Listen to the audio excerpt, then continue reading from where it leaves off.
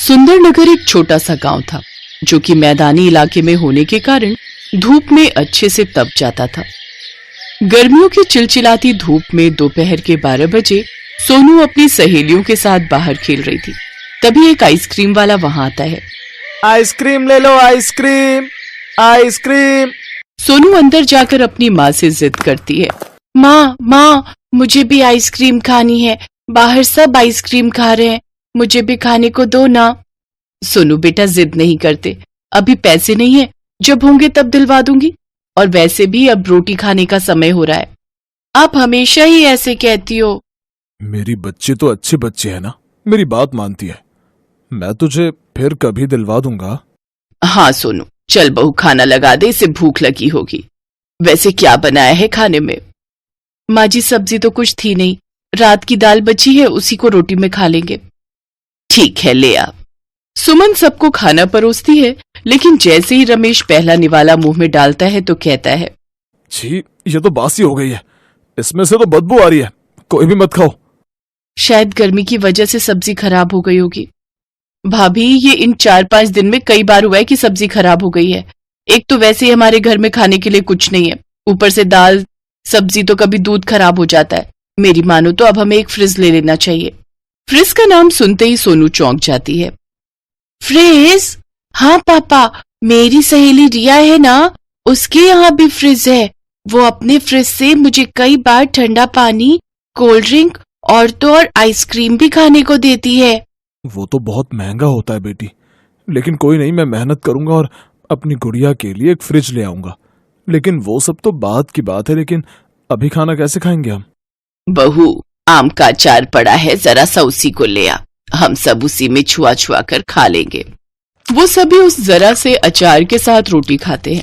दरअसल रमेश एक मजदूर था जिसे कभी कभार ही काम मिलता था।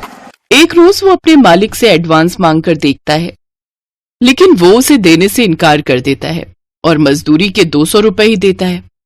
घर आकर रमेश वो पैसे अपनी पत्नी सुमन को देता है। ये ले सुमन, अब जाकर कुछ सब्जी ले आ। सुमन उन पैसों से सब्जी लेने चली जाती है, जहां वो देखती है कि एक जगह बहुत सारे लोगों की भीड़ लगी है। अरे भाई साहब, इतनी भीड़ किस लिए है? अरे बहन जी, यहाँ सस्ते दाम में लॉटरी टिकट मिल रही है और सबसे बड़ी लॉटरी पूरे 1 लाख रुपए की है और दूसरे और तीसरे नंबर पर भी इनाम है, तो मैं तो चला लॉटरी लेने। ये सुनकर सुमन भी सोच में पड़ जाती है। अगर मैं ये टिकट ले लूं तो क्या पता मेरी किस्मत भी खुल जाए, लेकिन सामान के लिए पैसे कोई नहीं, जैसे पहले चल रहा था कुछ दिन और सही। यही सोचकर सुमन वो टिकट ले लेती है। भाई, इसका इनाम कब घोषित होगा? 4 दिन बाद अखबार में नाम आएगा, फिर यहीं से आपको इनाम मिलेगा। सुमन वो लॉटरी लेकर घर आ जाती है। तभी सोनू पानी लेने के लिए मटके को टेढ़ा करने की कोशिश करती है, लेकिन वो टूटकर गिर जाता है और उसके टुकड़े टुकड़े हो जाते हैं। ये क्या सोनू, मटका तोड़ दिया? हे राम, 80 रुपए का नुकसान कर दिया। अब तेरे पापा काम पर से आएंगे तो उन्हें पानी कैसे देंगे? माँ, मैंने जानबूझकर थोड़ी ना तोड़ा है, पानी ही तो पीना था मुझे भी, बेकार में डांट रही हो। तभी रमेश भी ये सब देख लेता है। बस भी करो सुमन, बच्ची है, टूट गया होगा। फिर सुमन पड़ोस में जाकर थोड़ी बर्फ ले आती है और सबको ठंडा पानी पीने को देती है। ठंडा पानी पीकर गले को क्या तरावट मिली है। सचमुच में माँ। तभी तो कहती हूँ फ्रिज ले लो ना। अच्छा भाभी, मैंने आटा लगा दिया है, आप सब्जी लाई हो तो दे दो, मैं काट देती हूँ, आप छौंक लगा देना। सब्जी? वो सब्जी तो मैं नहीं लाई, क्योंकि मैंने उन पैसों से लॉटरी खरीद ली। क्या पता हम गरीबों की किस्मत भी चमक जाए। ये तुमने क्या किया सुमन? ऐसा कुछ नहीं होता, ये सब बेकार के खर्चे। हम गरीबों के नसीब में ये सब नहीं होता। मैं जानती हूँ, लेकिन मुझे मेरे बांके बिहारी पर पूरा भरोसा है, वो हमारी मदद जरूर करेंगे। मैं तब तक टमाटर की चटनी बना देती हूँ, उसी में रोटी खा लेंगे। सब लोग रोटी को चटनी के साथ ही खा लेते हैं। अगले दिन वो चावल में गुड़ और पानी मिलाकर खीर बना देती है, जिसे सब लोग खाते हैं। ऐसे 3 दिन बीत जाते हैं। सुमन पड़ोसन से बर्फ मांग कर ले आती, लेकिन एक रोज, गायत्री काकी, थोड़ी बर्फ दे दो। क्या सुमन, जब देखो मुंह उठाकर चली आती है। अरे मैं बर्फ अपने लिए जमाती हूँ ना कि तुम लोगों के लिए। अब तो तेरा रोज का ही ड्रामा हो गया है। जब फ्रिज खरीदने की औकात नहीं है तो क्यों ठंडा पानी पीकर अपनी आदत बिगाड़ रहे हो तुम सब? सुमन शर्मिंदा हो जाती है। तभी उसकी नजर सामने रखे अखबार पर जाती है। क्या ये आज का अखबार है? हाँ है तो। 2 मिनट के लिए दे दो, मुझे कुछ देखना है उसमें। अजीब हो तुम, एक चीज के लिए मना किया तो दूसरी मांग ली। तुम गरीब लोग ना जाने कब सुधरोगे। सुमन वो अखबार लेकर घर आती है और जल्दी से उस लॉटरी के टिकट को निकालती है और उस नंबर से मिलाती है। वो खुशी से झूम उठती है क्योंकि वो ये लॉटरी जीत चुकी थी। वो पूरे 1 लाख का इनाम जीत चुकी थी। वो भागती हुई वो लॉटरी लेकर जाती है जहां उसे पूरे 1 लाख रुपए का इनाम और साथ में डबल डोर का फ्रिज मिलता है। वो फ्रिज और पैसे लेकर जब घर आती है तो सभी घर वाले बहुत खुश होते हैं। अब वो उस फ्रिज में ठंडा ठंडा पानी, बर्फ, सभी सब्जियां और दूध रख दे, जिससे अब उनका कोई सामान खराब नहीं होता। साथ ही वो दूध और खोए की आइसक्रीम जमाती है और सब घर वालों को खाने को देती है, जिससे अब उनकी गर्मी काफी कम हो जाती है।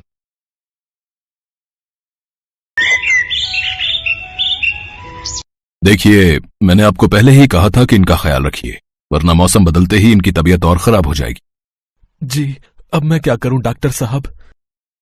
तुम बस इनका ख्याल रखो। इन्हें गर्मी बर्दाश्त नहीं होती है, तो कोशिश करो कि कोई एसी या कूलर वगैरह खरीद लो। डॉक्टर इतना कहकर चला गया और वहां खड़ा कमल रोने लगा।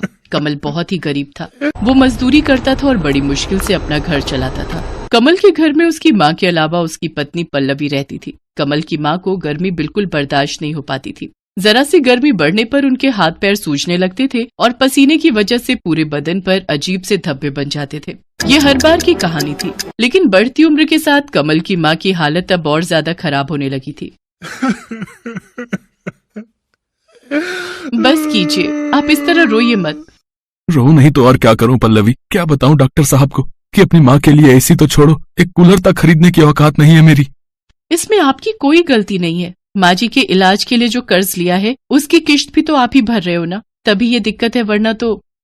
हर महीने वो किस्तें चुकाने के बाद खाने पीने के खर्च लायक भी पैसे नहीं बचते। और देखो ना, इतना कर्ज लेकर इलाज करवाने का भी कोई फायदा नहीं हुआ। आखिर में माँ की हालत तो पहले से भी खराब होती जा रही है। कमल मजबूर था, इसलिए वो अपने आंसू नहीं रोक पा रहा था। उधर उसकी पत्नी पल्लवी भी ये सब देखकर दुखी थी। कमल तो सुबह होते ही अपने काम पर चला जाता था, पर अपनी सास को गर्मी से बचाने के लिए पल्लवी सारा दिन उनके पास बैठकर उन्हें पंखा झलती रहती, ताकि उन्हें पसीना न आए और उन्हें गर्मी न लगे। पल्लवी का ऐसा प्यार देखकर उसकी सास बिमला की आंखों में आंसू आ जाते। मैंने जरूर पिछले जन्म में कोई अच्छे कर्म किए होंगे, जो मुझे कमल जैसा बेटा और तुम जैसी बहू मिली। तुम दोनों मेरी वजह से कितने परेशान हो रहे हो। बस अब तो भगवान मुझे जल्दी से उठा ले, तब जाकर। ना माँ जी, ऐसा मत कहिए, आप चली जाएंगी तो हमारा क्या होगा? बेटी, तू परेशान मत हो, घंटों से पंखा कर रही है, जाकर आराम कर। नहीं माँ जी, मैं परेशान नहीं हो रही हूँ, बल्कि मुझे तो आपकी सेवा करने का मौका मिल रहा है। हे भगवान, ऐसी बहू सबको दे। कमल और पल्लवी दोनों विमला की बहुत सेवा करते थे। विमला को पंखा करते हुए पल्लवी सोचने लगी कि ऐसा क्या किया जाए जिससे उसकी सास के लिए एक एसी का इंतजाम हो जाए। और फिर उसी शाम, सुनिए, आपसे एक बात कहनी थी। हाँ बोलो ना। आप जितने पैसे कमाते हैं उससे तो हम माँ जी के लिए कभी एसी नहीं ले पाएंगे। हाँ तो? मैं सोच रही थी कि इस बार की सर्दियों में मैं भी कुछ काम शुरू कर दूं क्या? आपके पैसों से हम घर के खर्चे चलाएंगे और जो पैसे मुझे मिलेंगे उन्हें हम जमा करेंगे, और भगवान ने चाहा तो दोनों मिलकर अगली गर्मियों से पहले माँ जी के लिए एसी ले ही लेंगे। तुम्हारी सोच तो अच्छी है, पर माँ की सेवा, घर का काम और फिर बाहर का काम भी, तुम कैसे ये सब संभाल पाओगी?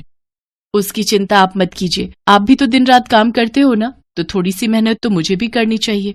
ठीक है, जैसा तुम ठीक समझो। किसी तरह गर्मियां बीत गई और फिर बारिश आई तो बिमला, कमल और पल्लवी ने राहत की सांस ली। जैसे जैसे गर्मी कम हुई, बिमला की तबीयत भी कुछ बेहतर होने लगी और साथ ही पल्लवी ने भी काम ढूंढना शुरू कर दिया। एक दिन पल्लवी एक बंगले पर पहुंची। कोई है क्या? जी हाँ, बताइए। भैया, मैं काम ढूंढ रही हूँ। कैसा काम? कैसा भी, झाड़ू बर्तन वगैरह। ओह हाँ, है ना। एक्चुअली मुझे भी एक मेड की तलाश है। तो आपने पहले कहीं काम किया है ना? नहीं, पहले तो कहीं काम नहीं किया। अच्छा, चलिए कोई बात नहीं, आप अंदर आ जाओ। पल्लवी घर के अंदर आई तो उसने देखा कि वो एक बड़ा सा हॉल था और वहाँ काफी सामान था, लेकिन सब कुछ पैक रखा हुआ था। आप कहीं जा रहे हैं क्या? नहीं, मैं तो कल ही यहाँ शिफ्ट हुआ हूँ, तो अभी तो सामान खोल कर लगा ही रहा हूँ। अच्छा, तो घर के बाकी लोग कहाँ हैं? मैं अकेला ही हूँ दीदी, मेरी जॉब लगी है यहाँ, परिवार साथ नहीं रहता। राज ने पल्लवी को दीदी कहा तो उसे बहुत अच्छा लगा। राज अकेला है ये सुनकर पल्लवी पहले तो थोड़ा झिझकी, लेकिन फिर उसके दीदी कहते ही उसे अच्छा लगा। राज ने पल्लवी को काम पर रख लिया। अब पल्लवी रोज सुबह सुबह राज के घर आती। उस वक्त तक राज सो रहा होता था। पल्लवी सबसे पहले उसे उठाती, फिर उसके लिए चाय नाश्ता बनाती और फिर पूरे घर की साफ सफाई करती। और इस काम के बदले राज पल्लवी को अच्छे पैसे भी देने लगा। फिर एक दिन, दीदी आप एक काम करो, कल मत आना। क्यों, क्या हुआ भैया?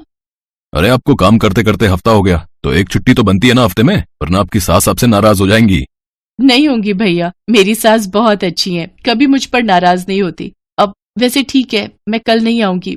बिमला के आराम के लिए कमल और पल्लवी दिन रात मेहनत कर रहे थे। उधर पल्लवी और राज में अच्छी बनने लगी थी। वो राज का पूरा ख्याल रखती थी, बिल्कुल एक बड़ी बहन की तरह। राज भी उससे खूब बातें करता था और उसे बड़ी बहन की तरह ही सम्मान देता था। एक दिन राज ने पल्लवी से पूछा, दीदी आपके पति क्या करते हैं? मजदूरी करते हैं भैया। अच्छा, और आप कब से काम कर रही हो? नहीं भैया, आप पहले हो जिनके यहाँ मैं काम कर रही हूँ, इससे पहले कभी जरूरत ही नहीं पड़ी। तो अब ऐसी क्या मजबूरी हो गई कि आपको घर से बाहर निकलकर काम करना पड़ रहा है? ये बात सुनकर पल्लवी की आंखों में आंसू आ गए और उसने रोते हुए राज को सारी बात बता दी। पल्लवी और कमल का अपनी माँ के प्रति प्यार और सेवा भाव देखकर राज भी भावुक हो गया। ऐसे ही कई दिन बीत गए। पल्लवी और कमल एसी के लिए काफी पैसे जोड़ चुके थे, लेकिन होनी को कुछ और ही मंजूर था। गर्मियां एक बार फिर वापस आने वाली थी। ऐसे में बिमला अचानक बेहोश होकर गिर पड़ी। उसे दिल का दौरा पड़ा था, तो जो पैसे दोनों ने एसी के लिए कमाए थे वो सारे के सारे बिमला के इलाज पर खर्च हो गए। और फिर लगता है हम माँ जी के लिए एसी खरीद ही नहीं पाएंगे। हिम्मत रखो पल्लवी, ऊपर वाला हमारी परीक्षा ले रहा है। पर कब तक? 1 महीने बाद फिर गर्मी शुरू हो जाएगी और फिर माँ जी को और ज्यादा परेशानी होगी। कमल चुप था क्योंकि पल्लवी की बात सही थी। फिर अगले दिन पल्लवी राज के यहाँ काम करने गई तो उसने राज से कुछ नहीं कहा, बस चुपचाप अपना काम करती रही। ये देखकर राज समझ गया कि जरूर पल्लवी किसी परेशानी में है। राज के बार बार पूछने पर फिर पल्लवी ने उसे सारी बात बता दी। राज को भी पल्लवी की बात सुनकर बड़ा अफसोस हुआ। और फिर अगले ही दिन, दीदी वो आपसे एक बात कहनी थी। हाँ भैया बताइए ना। दीदी वो मेरी कंपनी ने मेरा प्रमोशन कर दिया है और उसके लिए मुझे दुबई भेज रहे हैं, तो मुझे अब यहाँ से जाना होगा। ये तो बहुत अच्छी बात है भैया, भगवान करे आप और तरक्की करो। पल्लवी राज की तरक्की से खुश तो थी, लेकिन एक सच ये भी था कि राज के चले जाने से अब उसकी नौकरी भी जाने वाली थी। ये सोचकर पल्लवी और ज्यादा उदास हो गई, लेकिन फिर भी उसने राज से कुछ नहीं कहा। फिर कुछ ही दिनों के बाद, अच्छा दीदी मैं चलता हूँ, आप एक काम करो, ये कुछ पैसे रख लो। नहीं भैया, मैं ये पैसे नहीं ले सकती, मेरी पगार तो आपने पहले ही दे दी है। मैं जानता था कि आप मुझसे पैसे नहीं लेंगी। चलिए कोई बात नहीं, मैं चलता हूँ, अपना ख्याल रखना दीदी। इतना कहकर राज टैक्सी में बैठकर वहां से चला गया और पल्लवी भी अपने उतरे हुए चेहरे के साथ अपने घर की तरफ चल दी। गर्मियां शुरू हो चुकी थी और पल्लवी की सास की तबीयत फिर बिगड़ने लगी थी। लेकिन तभी कुछ ऐसा हुआ जिसकी उम्मीद पल्लवी को तो बिल्कुल नहीं थी। जी बताइए। मैडम आपका कुरियर है और ये एक चिट्ठी भी है। नहीं भैया, आपको कोई गलतफहमी हुई है। ये इतना बड़ा डिब्बा हमारा नहीं हो सकता और हमें कोई कुछ क्यों भेजेगा? नहीं मैडम, ये आपका ही है, देखिए आपके घर का ही पता लिखा है यहाँ पर। कुरियर वाले की बात सच थी। पल्लवी को कुछ समझ नहीं आ रहा था, लेकिन फिर जब उसने उस बड़े से डिब्बे को खोलकर देखा तो उसे अपनी आंखों पर विश्वास ही नहीं हुआ। उसके अंदर बिल्कुल नया एसी था जिसे राज ने उसके लिए खरीदा था। एसी के साथ मिली चिट्ठी को पढ़ते हुए पल्लवी की आंखों से लगातार आंसू बहे जा रहे थे और मन ही मन वो राज को दुआएं दे रही थी। Thanks for watching.